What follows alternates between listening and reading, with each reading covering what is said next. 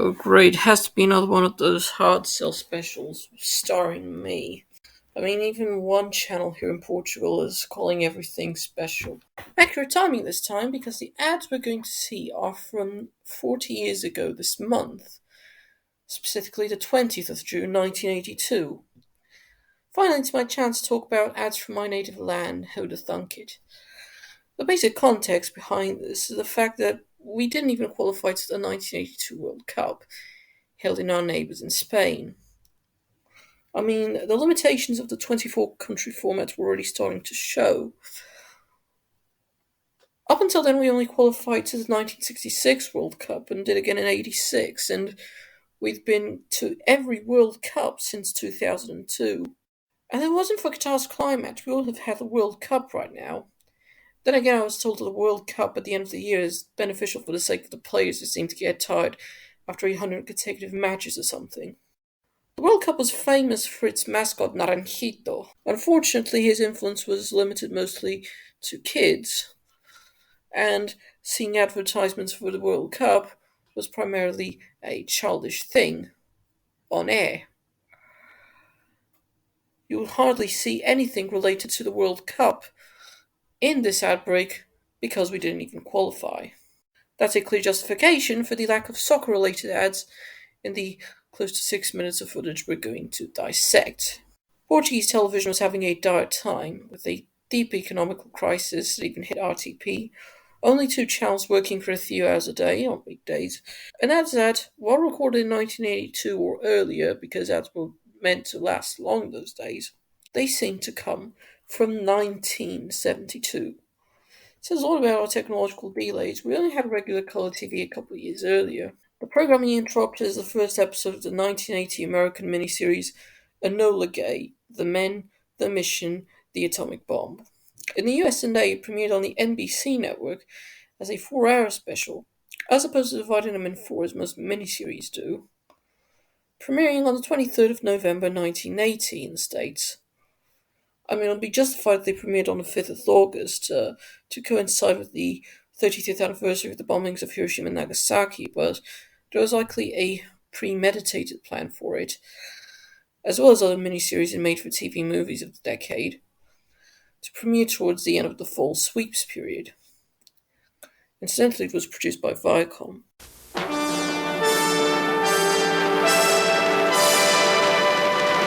No, they didn't use that one. It was just a co-production, so they used this one. A lot of times it's Viacom. It's like, man, I'm sick and tired of using all this. Man, I'm sick and tired of using this huge trampoline to annoy people. Advertising slots until 1984 were handled by the Portuguese subsidiary of the Spanish ad exploitation company Movie Record. From then on in 84, RTP had to create a company to exploit these slots. After this period, the number of ads shot on degraded film stock decreased tenfold before being practically extinct like the dodo at the end of the decade. What's worth noticing here is that the RTP1 ident of the time was just a slide. It says much about how economically crap we were.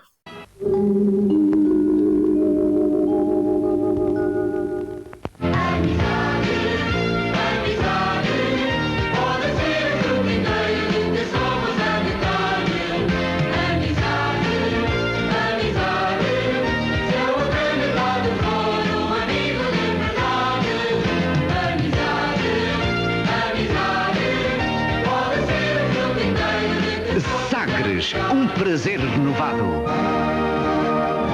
Sagres, a cerveja da amizade. Oh, okay. Now we're at the start of the ad break and we already have a beer advert that is 10 times as unacceptable in this day and age.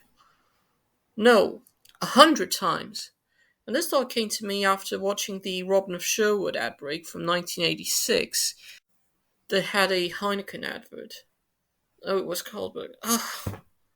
Yeah, I sort of tend to mix the nationalities of Heineken and Carlsberg.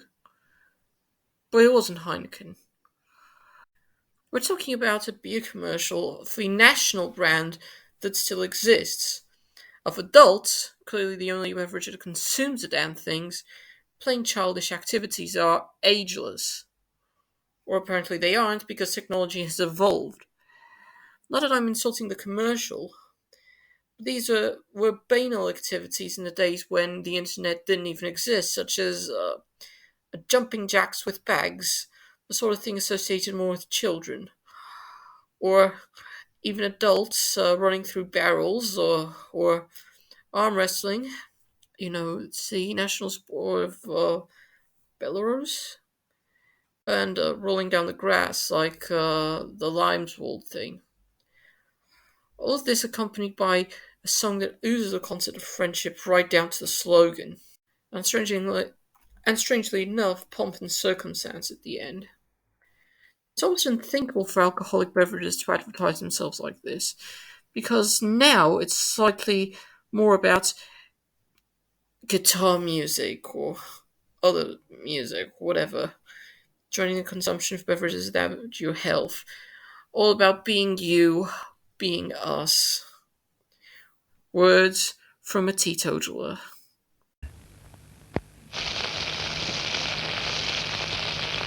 VG, o óleo para fritar. E durar. Cooking oil. In those days, it was okay for short ads to appear on TV, about the length of the YouTube ad nowadays, telling the message a lot more clearly than those YouTube ads. Of course, cooking oil in this form is bad for you, they had to change it.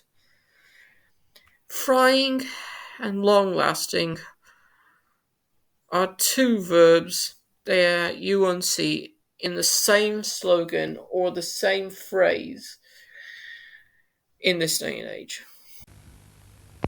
Shampoo Active elimina realmente a caspa. But does it really eliminate dandruff? Early 80s ads always liked to tell the truth. Active tirou-me problema do cabelo.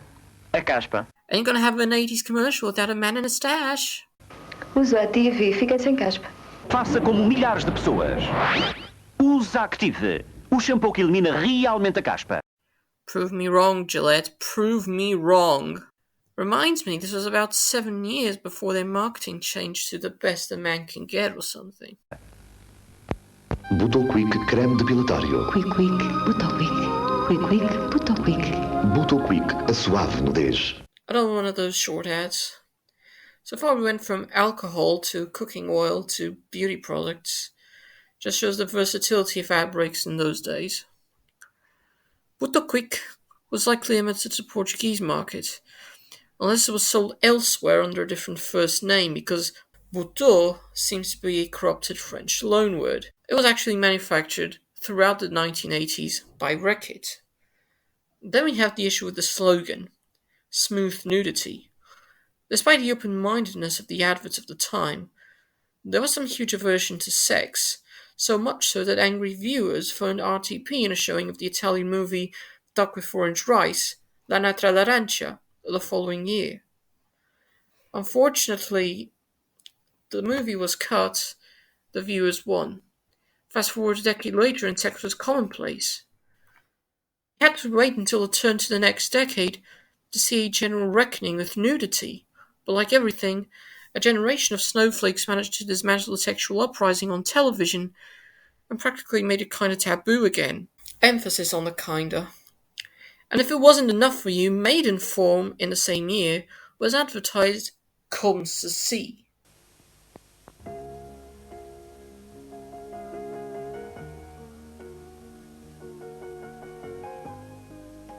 Esculturalmente bela, ela sabe que Maidenform é sua juventude por longos anos. A Maiden Form ad with a naked woman, all to the soundtrack of Balade pour Aline, after children's programming was over. Yikes, you won't see that in this day and age.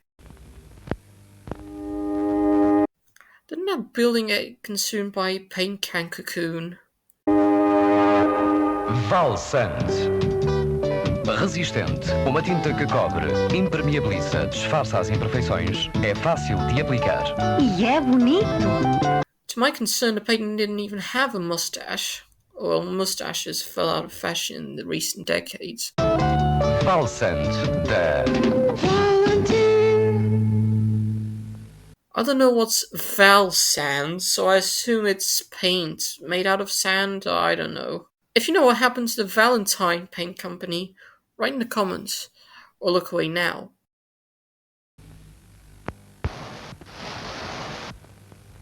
Apliquei baigão amarelo de ação prolongada, o único que me garante proteção contra insetos voadores durante vários dias. Qualquer mosca, melga ou mosquito que entre neste quarto e pouse nos locais pulverizados morrerá imediatamente. O baigão amarelo também pode ser usado em pulverizações diretas graças à ação imediata. Baigão amarelo contra insetos voadores. Um produto Bayer. Insecticide, insecticide, insecticide, insecticide, insecticide.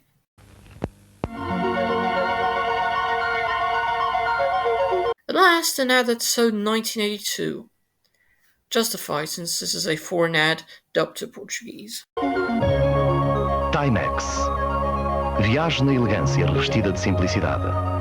Cronómetro, alarme de precisão, calendário para uma vida. Cashing in on the rise of science fiction, as the initial Star Wars trilogy was still unfinished at the time of recording. Descubra a nova galáxia dos digitais Timex. Microtecnologia eletrónica. O suporte da elegância Timex. The wireframe animation at the end seems to be influenced by Tron, maybe it's just me.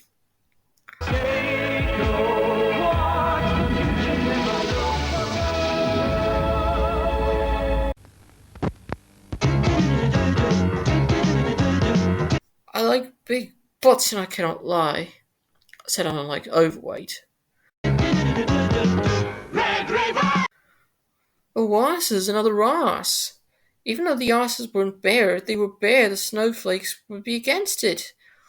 Even though I am the whole blizzard. Culos. La mejor programación. Jeans e blusões Red River, a moda desportiva dos anos 80. So this is a sports fashion for the 1980s? Asses? Asses indeed, sir. Sónia Margel. Sentir no corpo a carícia tonificante das algas marinhas num agradável e refrescante banho de espuma. Oh no, another side boob. Used to be okay in European body care commercials just like asses, but now... Para o seu banho ou duche, Sónia Margel, a frescura à flor da pele. Another outdated convention. A slogan that consists of the name of the product in a phrase that somehow rhymes. I mean, it's a carryover from the old regime. They had to rhyme or else the creatives would be jailed. E se homem que você nunca viu antes, de repente lhe oferecer flores, isso é Impulse. Impulse, desodorizante perfumado para todo o corpo. Uma envolvente frescura perfumada que se sente o dia inteiro. Agora uma nova variedade Musk, Impulse, só não a protege de grande amor. Now here's a classic. The exact same commercial ran in the UK and a lot of other markets. The difference being that the fact that in the UK it relied on updated methods of recording. On the other hand, there were two versions. The other one, the one I'm showing now, which is the British one, is from the point of view of the man of the commercial. What we're seeing now is from the point of view of the woman. Ai, mamma mia! Oh, hi, pizzaiolo. Que sensacional oferta top!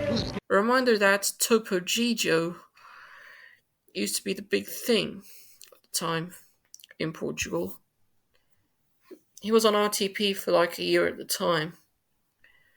Toddy used to be a big thing in Portugal, this Latin American import, until it lost relevance and quit.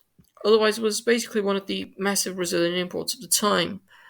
The first Brazilian telenovelas and such. Disney magazines were Brazilian until 1980, until a Portuguese subsidiary of the Brazilian publisher took over until they were no longer profitable. And then just complain about the current Brazilian invasion.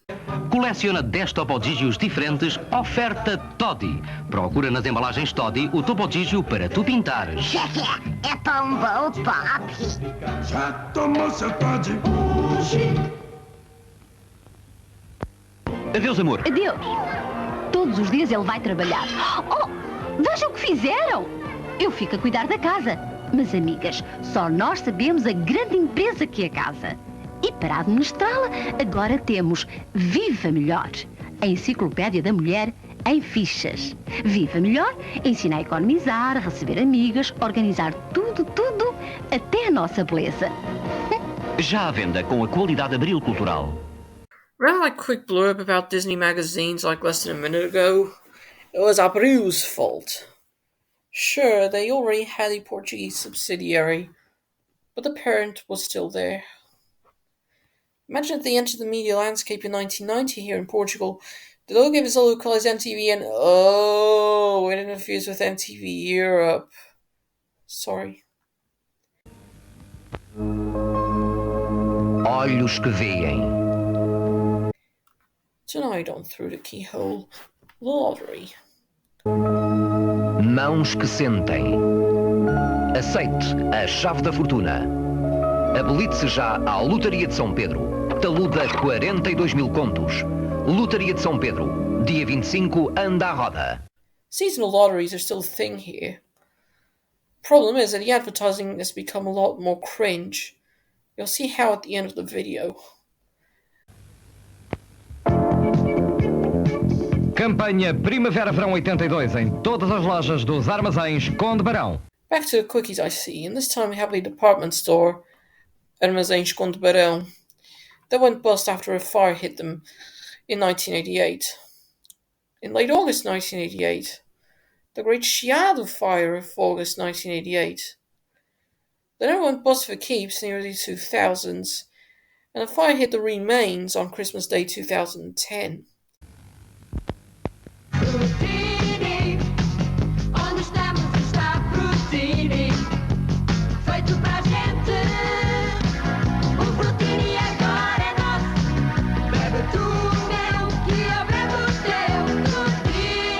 Frutini, sumo diluído sem gás. Amusingly enough, they showed more oranges than in a bottle. O apoio à exportação foi simplificado. Menor burocracia, maiores incentivos, mais eficácia. Com os novos instrumentos, Carta do Exportador, Acordo de Comercialização. 1982, the year of exporting and such. The key to open to a global market. Portugal is still in a weak economical situation. The EEC wasn't a priority yet, and export. Agora, exportar é mais fácil. Aproveite. Exporte mais. Informe-se. Instituto do Comércio Externo.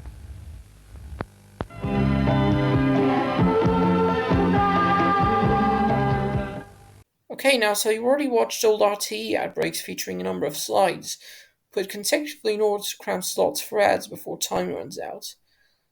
In the early 80s, it was okay for adverts to consist of a few seconds of a slide accompanied by the company's jingle and no announcer speaking. Breaking down the visuals, it's for the higher class of the national flag carrier TAP. Still around nowadays, but with a better or worse logo. Not that the concept of logos with edgy letters is outdated, the wordmark went the other way around in 2005, from lowercase to uppercase sans serif. And lastly, a man in a chair travelling across time and space. Confused? 10 years down the line, Poland's mileage program for their airline had this.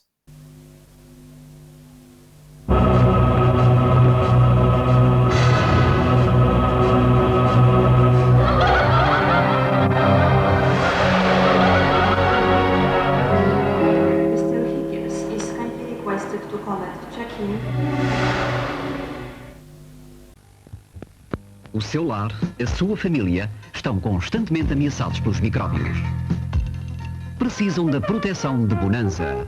And lastly, our requisite black and white commercial for Bonanza. Not the cowboy series from the late 50s to the early 70s. A disinfectant that no longer exists. Bonanza limpa, desinfeta e deixa o fresco aroma a pinho ou alfazema. Bonanza, higiene e aroma em toda a casa.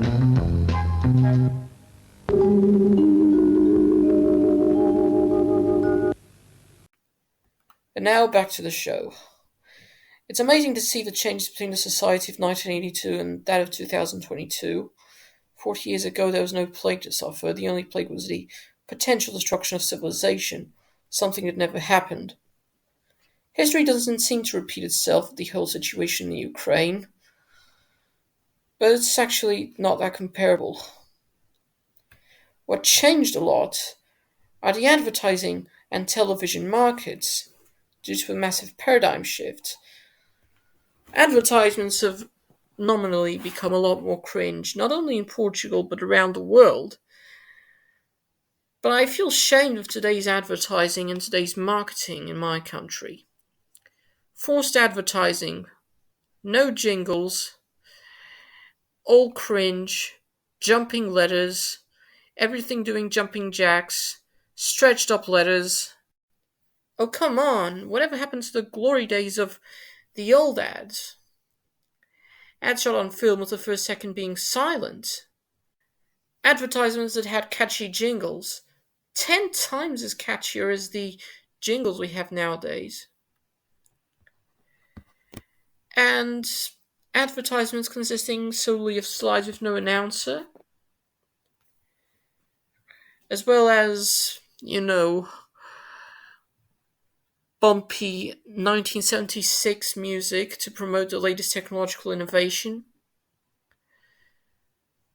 Ad breaks from the early 1980s, of which there are more on YouTube now, are like stepping inside a parallel dimension, where instead of being in 1982, we were in 1972, and that says much about how crap Portugal society was, and how delayed we were at the latest technological innovations. Commercial television wasn't a thing until 1992. And by that I mean privately owned broadcasters. There already were ads since 1962. But unfortunately, just like everything in life, television is losing relevance, and the ads seem to be like that on purpose. Will we ever see adverts like the ones in the 90s or the 2000s, which are nominally better than the ones we had in the past? By that I mean the 1980s. Only time will tell.